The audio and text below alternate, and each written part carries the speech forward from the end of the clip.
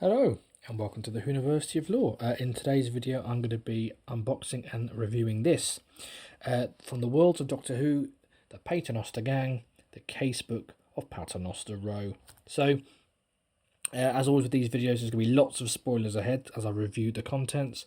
I'll start with the unboxing and then I'll kind of go through my thoughts on the release as we proceed through. But first of all, what I wanted to kind of say is that this is the second box set in this particular series, which is called Trespassers, and it does carry on that theme, the whole theme of Trespassers. And I have to say, this is the second run, the second arc of Paternoster Gang stories.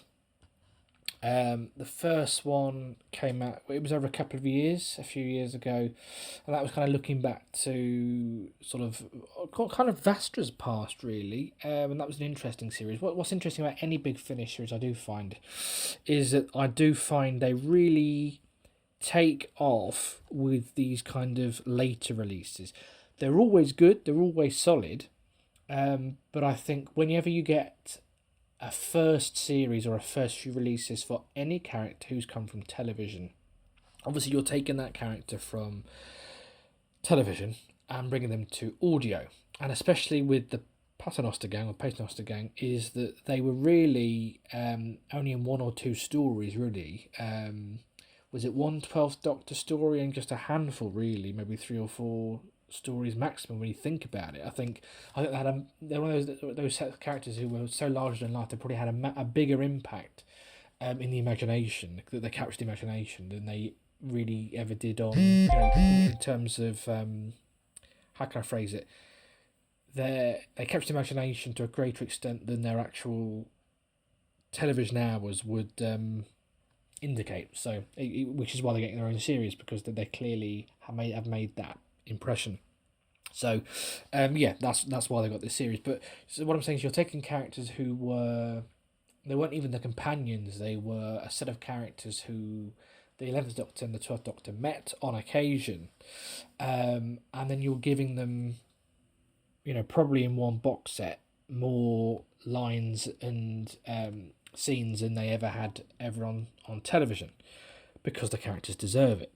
But obviously that's going to need a bit of adjustment, because obviously these are characters who were written for television for a few scenes and a few episodes, and suddenly you're now giving them a whole series. So there's going to be a bit of adjustment, because you're going to want to look at the characters again and dig a bit deeper and what is there in the character, what else can be mined, what is potentially there for you to dig up and explore, what isn't there, but what could you bring in that is true to the character, in order to basically give the characters and the character development and the plots that meat to make it sustain over a longer series. So obviously what you get are those early releases, which are extremely solid, really solid pieces of Doctor Who storytelling, which are really about the cast and crew coming to terms with these new characters in this new setup and this new series, because you're launching a new series, as well as taking these existing characters and trying to be true to them whilst giving them something bigger. So in that sense, you've got the cast need to get their heads around that, but also at the same time for the cast, the producers, the directors, to get used to these characters, the writers. Also, the characters themselves need time to adjust to this different formula and this format. You need to see how the characters thrive within this new world that you've placed them in. And of course, us as an audience need to kind of get used to this new transition to seeing these characters on audio and, in their own series, etc. as well. So you get it with every series, whether it's Paternoster Gang, whether it's the 9th Doctor, the War Doctor, the 10th Doctor on audio. There's always that little adjustment period. And then you suddenly get hit with that point where, everyone involved, we now know where we're going with it. We can really start to take this further, and I think we got it with the 4th release of the original Paternoster Gang series, with bringing Jago in. That was quite fun, and of course we're now seeing it really blossom. I've really enjoyed the first volume, and this one is probably my favourite Paternoster Gang box set that they've done so far, and I'm sure, like with the 9th Doctor stuff, it's going to get better and better with each successive release. And obviously what you'll notice is they bring in doctors in. So we've had the 4th Doctor in this release, and we had the 8th Doctor in the last release. Thankfully, we didn't have to wait long. We got Doctor number 4 in the very first story, whereas we had to wait till the finale for the 8th Doctor. What's really fun about the whole thing with the Doctor is that, whereas with River Song, you kind of have to have a reason why the 10th Doctor doesn't know who she is. With the Paternoster gang, there's actually no reason I can think of why the Doctor can't have met them before. Because the 11th Doctor, when you think about it, he brings them together. In A Good Man Goes to War, Jenny and Vastra are already together, and he basically brings Strax to them because he brings Strax to Demon's Run. And then he's left for dead, and then they find him and they bring him back with them. So, as far as we're concerned, the 11th Doctor knew probably that, oh, hang on, I'm bringing all these people together. This is probably where Strax meets them, because Strax is from a different, time and place.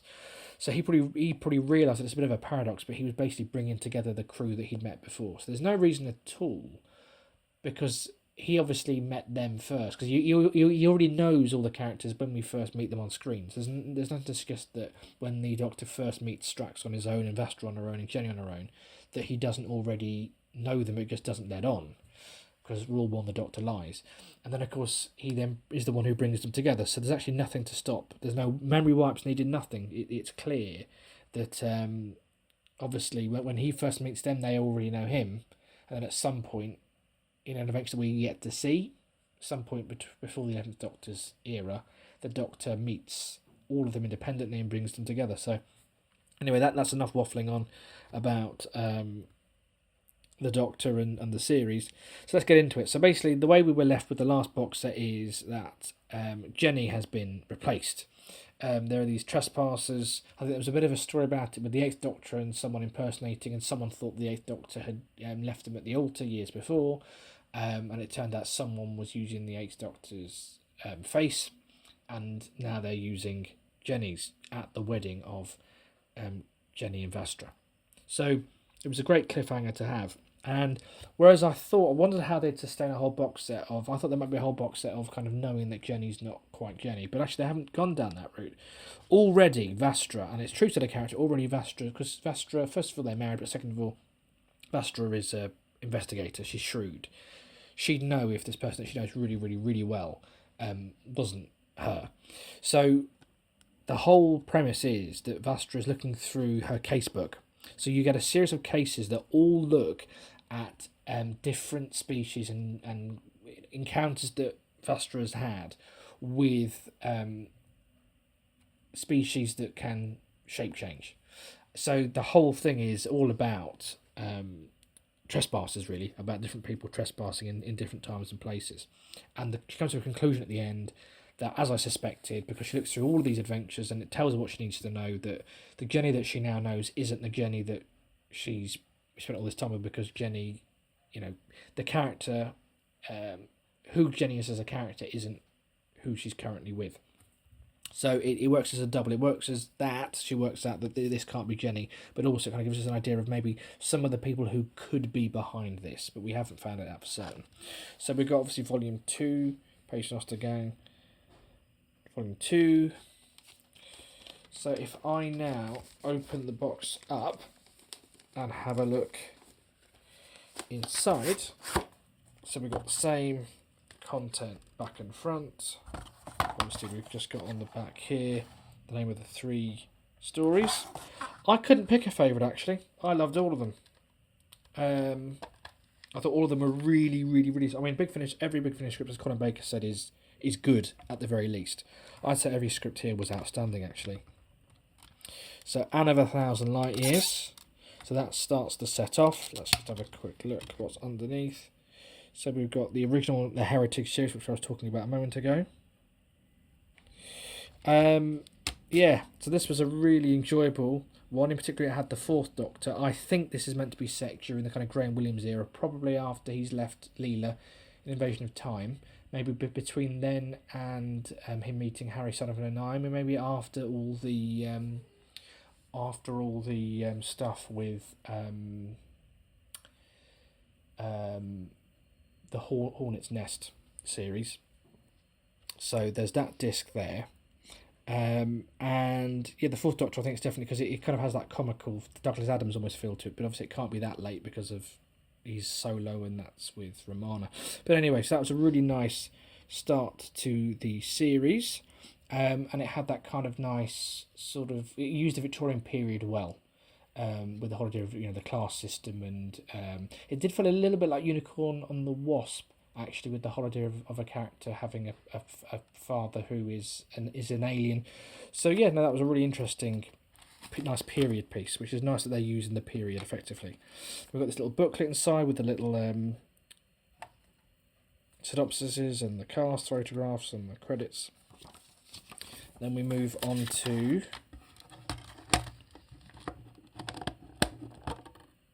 disc 2, just here. Paternoster by Gary Russell, who obviously was one of the big founding fathers of Big Finish. This was a really fun one. It used the Victorian period really well, looking at kind of the sewers and poverty in Victorian London.